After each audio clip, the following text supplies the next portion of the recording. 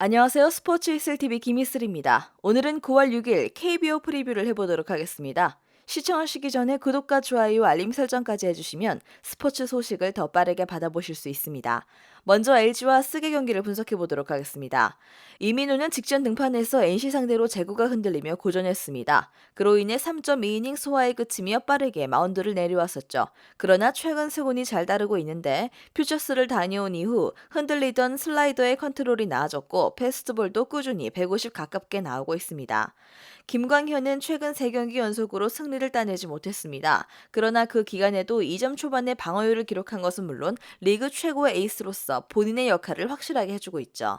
최근 7연승 기간 동안 상대에게 내준 점수가 7점에 불과하며 방어율 1을 기록 중일 정도로 투수진의 활약이 대단한데 이정용, 김대유, 김진성과 고우석 등이 경기 후반을 확실하게 책임지고 있습니다.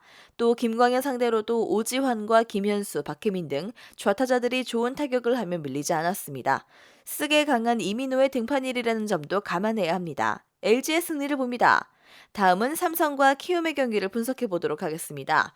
뷰캐넌은 복귀전에서 4이닝을 소화하지 못하고 내려갔습니다. 다소 공이 몰리며 정타 허용이 있었던 경기인데 그래도 부상 우려를 털어내고 돌아온 것만으로도 팀에게는 큰 힘입니다.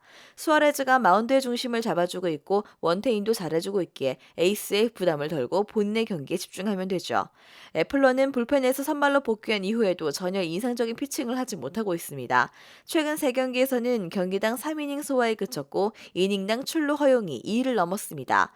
그 위에 약세를 제구로 커버하며 전반기를 버텨냈는데 후반기 부진이 너무 심합니다.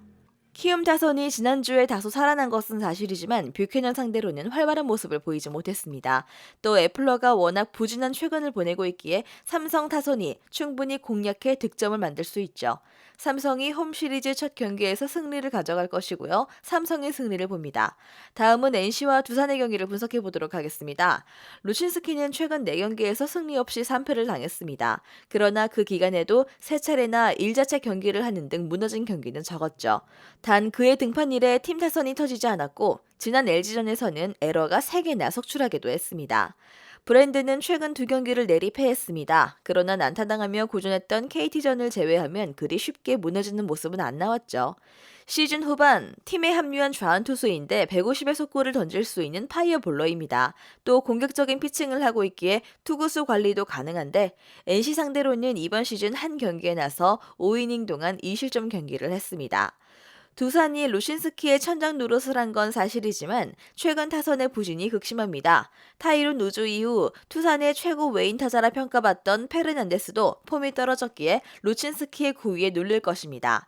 NC도 브랜든 상대로 다득점은 어렵겠지만 3점 정도만 뽑아도 승리를 기대할 만합니다. NC의 승리를 봅니다. 다음은 KT와 한화의 경기를 분석해 보도록 하겠습니다. 고양표는 최근 등판한 8경기를 모두 승리했습니다. 그 기간 쓱과 LG 등 선두권 팀도 있었고 최근 7경기에서는 6차례의 QS를 기록하기도 했습니다. LG의 켈리에 이어 리그 다승 2위를 기록 중인 투수로 국내 투수 중에서는 김광현과 더불어 최고의 성적을 내고 있죠. 라미레즈는 7월 리그 최고의 투수였지만 8월 리그 최악의 선발이었습니다. 최근 4경기에서는 모두 홈에서 등판했음에도 평균 5이닝을 소화하지 못하며 전패했습니다. 한 경기 3홈런 허용 경기도 있었고 꾸준히 실점 중입니다.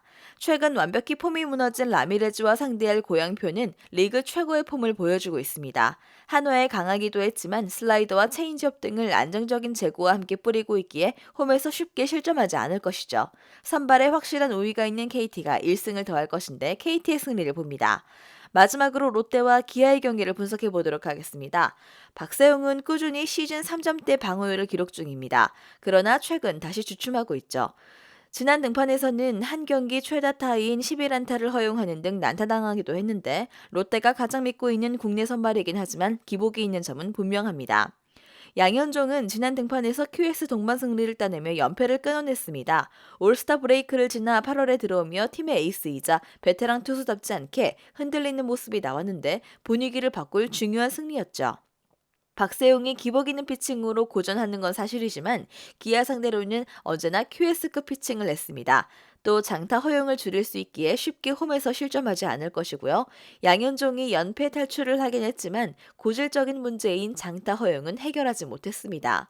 전준우와 정훈, 한동희와 이대호 등 좌투수의 속구에 강한 선수들이 대거 나설 롯데 타선의 득점 기대치가 나아 보입니다. 롯데의 승리를 봅니다. 영상에서 알려드리는 내용들은 모두 1차 분석 내용들이며 2차 분석과 최종 조합픽은 영상 하단 고정 댓글 링크로 문의 주시면 안내 도와드리도록 하겠습니다. 시청해주셔서 감사합니다. 아직도 혼자 분석하고 계신가요? 이슬TV 스포츠 정보방에서는 실시간 스포츠 커넥션을 통한 소통하는 관리 시스템으로 확실한 수익을 전해드리고 있습니다. 정보방 입장 조건은 없으며 일반인들은 쉽게 접할 수 없는 배당 흐름 분석, 모든 경기 라인업과 결장자, 마지막으로 분석 모델링을 통한 최종 조합픽까지 무료로 제공해드리고 있습니다.